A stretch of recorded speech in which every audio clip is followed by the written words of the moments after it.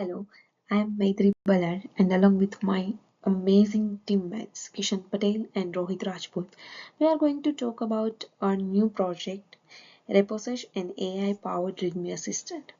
We are pretty excited to share it because if you are ever spent way too much time scrolling through a README file for looking just a one small piece of information, this tool is your new best friend. Think of repository as that super organized teammate who always knows exactly where everything is, except this one doesn't take coffee breaks. Over the next few minutes, I will explain what inspired us, how we built it, and why we think it can save developers a lot of time and probably a few headaches too.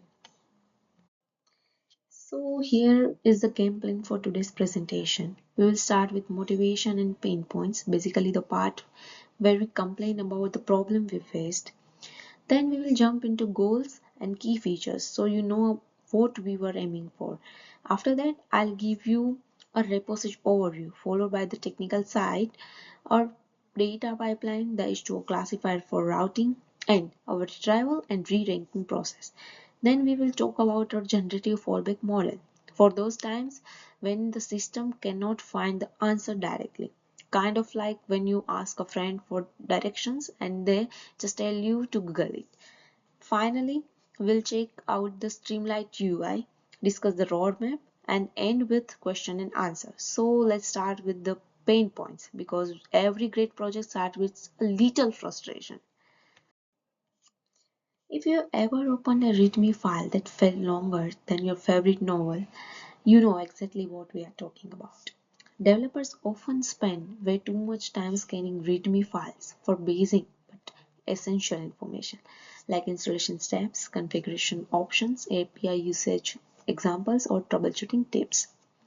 The bigger the repository, the bigger the headache. This slowdowns onboarding for new team members, makes maintainers answer the same questions over and over, and leaves knowledge scattered across repos, wikis, and Slack threads. We have personally been in situations where we just wanted to run the project but instead ended up on 3-hour adventure through the README jungle.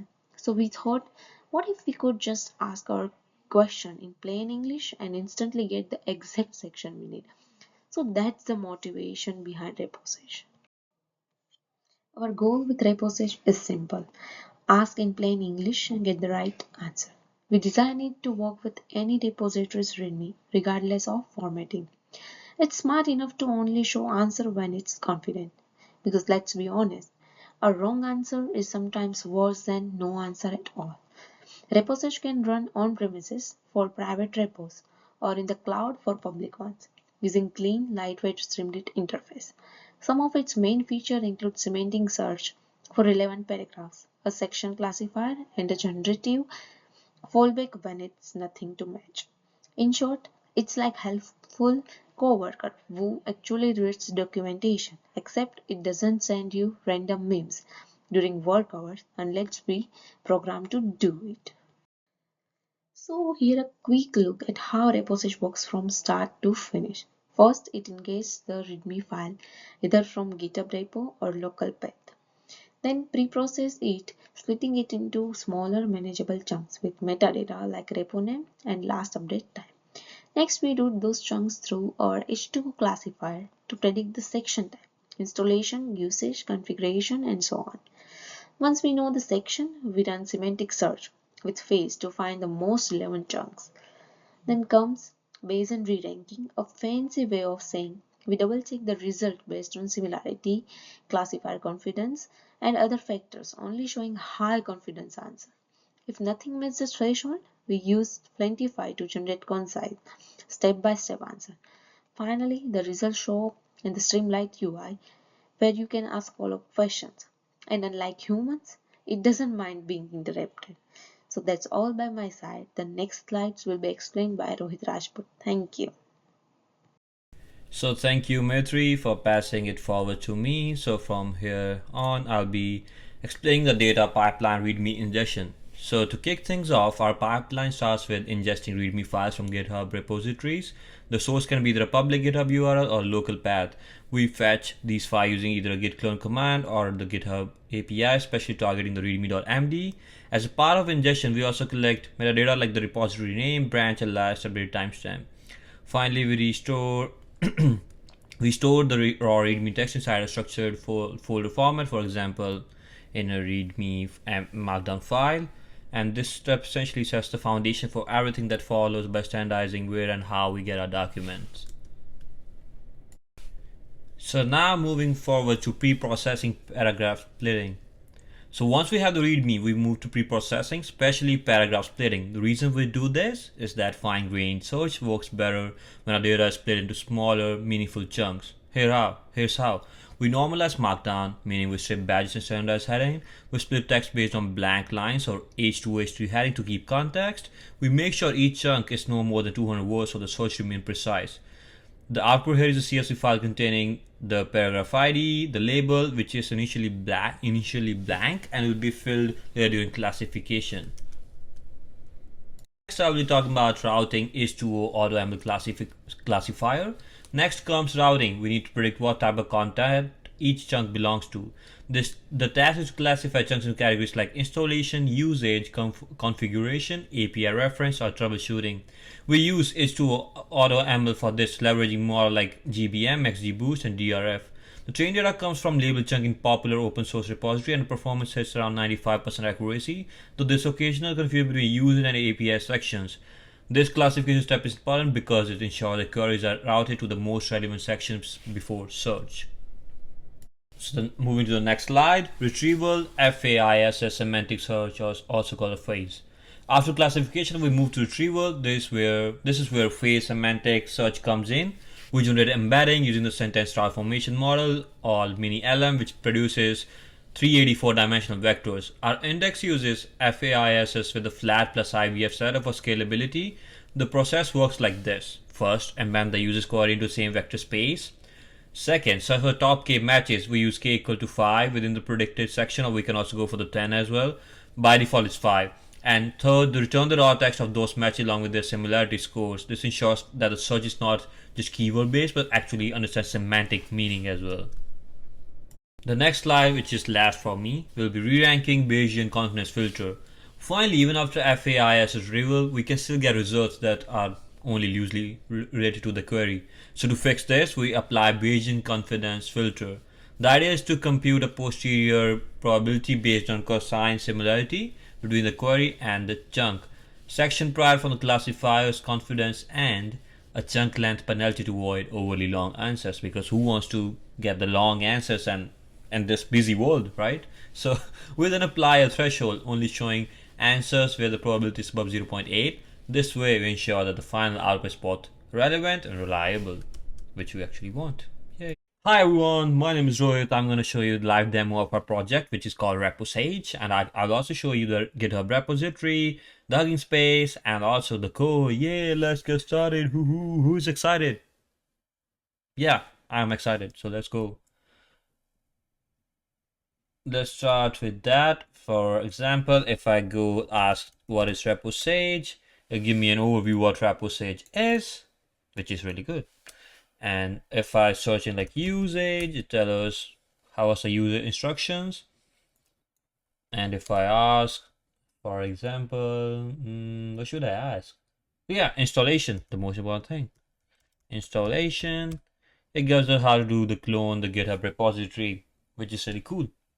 So yeah, I will also be showing you the GitHub repository, which is this. It's available at github.com/myname Rohit Rajput and /reposage is the name of that. And it's also available on Hugging Space, huggingface.co/spaces/myname/reposage version 2, like V2, because why I named it version 2, I'll explain that to you, because the version 1 was our assignment 1, so it's like kind of version 1, but no specify, but I named this version 2 to be different, so I don't get confused. Yeah, moving forward, showing you the actual code. So this is the extract readme, paragraph. So from the labeled CSV file, this to extract the paragraph so it can get classified. So it's easy for the model to learn, to run on that. And what I noticed after that, after making the CSV file, that the classes was not balanced. Like there were a lot of usage and label, or a lot of you say other label. So there was not much accuracy because there was an imbalance of data, right? So I used this script called balance classes, which balance the data out by making different categories and getting deep dive into what should be the actual category or the label for that. Yep. Then I also have this build index, which was I was saying before FAISS phase. It's used for that. If the actual model do not give actual results, so it falls back to this. And then this is our app.py, which is actually our Streamlit script, I would say. We run this to get the Streamlit UI, which is really good and helpful. I also have the slider for that, so yeah, that's cool. And that's our H2O pipeline. This runs, make a model, get it saved to the model directory, and instead of running model back and back in every time, it just do that actual model file, so it saves us time. Yeah. So yeah, that was it. Let me go. Yeah, that's to get a repository. And yeah, that was it. I hope you enjoyed that. Yeah. See you around. Bye. Hi everyone. Thank you, Rohit. Now moving on, generative fallback, FLAN T5. So sometimes our system cannot find a confident answer for the README, maybe because the question is unusual or the README does not have an exact match. In this case, we have a backup plan called a generative feedback. We use a model called FLAN E5, which is trained to understand instructions in plain English and generate helpful answers. We give it a special prompt that says, "You are a README assistant, provide a conscious step-by-step answer." The model then creates a clear response, sometimes with code snippets or bullet points, so the user still gets the help even when the perfect answer isn't README. Think of it as having a knowledgeable teammate who steps in when the search cannot find anything useful. Streamlit UI and deployment. To make RepoSage easy to use, we built a simple interface with Streamlit. On the main screen, user types their question into a box. For example, how did they install this project? There is an optional drop down to pick a section like installation or troubleshoot. If you want to guide the search, when you click the submit button, the answer planes shows the most relevant chunks of the README or a generative answer from FLAN T5 if needed. You can also click a link to view the full README. We host this app on Hugging Face, so it can run either online or in private environment as well. Deployment is automated with GitHub Actions, which means updates happen automatically when we change the whole code. Roadmap and future enhancements. RepoSage works well now, but we have exciting plans to make it even better. First, we will add multi-file support so it can search through documentations, folders, and even code comments. We also plan to allow contextual follow-ups where you can ask questions in a conversational instead of starting fresh each time.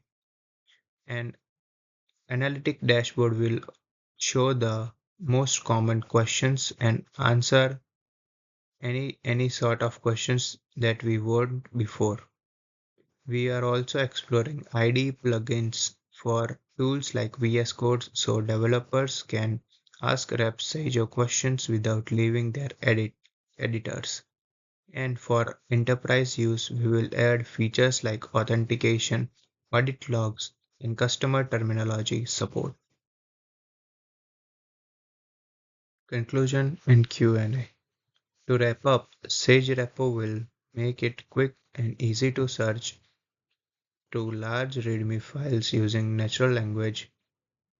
It combines several AI techniques like classification, sentimental search, re-ranking, and generative answering.